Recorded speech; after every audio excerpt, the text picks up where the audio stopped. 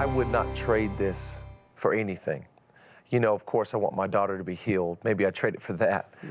But, you know, both my wife and I grew up in great homes. Our parents are pastors. We both grew up going, Mom and Dad are awesome, church is awesome. I really didn't have a problem up to this point in life. And I really couldn't relate with people that were in pain until we had this. And it's made me have more compassion, more empathy, more sympathy. I can relate with others.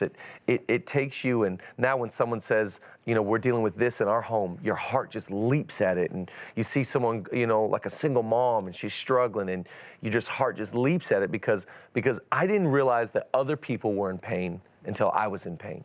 And then it just opens your eyes and you start to go, I'm not just going to rejoice with those that rejoice, but for the first time in my life, I find myself really mourning with those that are in mourning.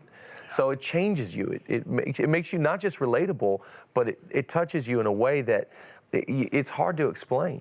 It's like what the Bible says, God gives us so much comfort, so we can go and be a comfort. Mm-hmm. And you don't really realize the reality of that until you actually are receiving comfort. Mm-hmm. And you got this wealth of comfort and this wealth of peace. And so you want to distribute it and help people. And it really is a life-changing, life-altering, not event, but journey. You know, the Bible says that hope deferred makes the heart sick. Mm-hmm. But it says hope realized is sweet to the soul. Mm-hmm. So when you realize that you can put your hope in this person named Jesus, I don't think that Jesus has the answer. I think that he is the answer.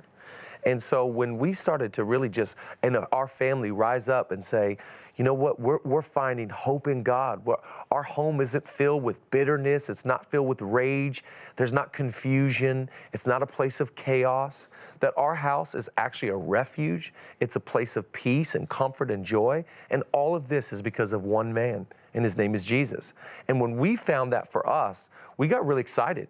We started going, okay, look, God did not make my daughter this way. Sickness is not from God.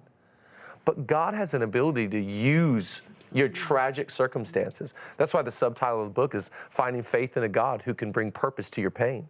That God can actually take your pain and redeem it and bring purpose to it. And we found God give us a bigger platform, more opportunities than before the diagnosis than we ever had. And it was because God was saying, hey, you're going through this, but if you'll actually point people to me and you'll look to me yourself, I'll use it for my glory. Then I'll bring redemption out of what the enemy intended for harm, but I can turn this around for good.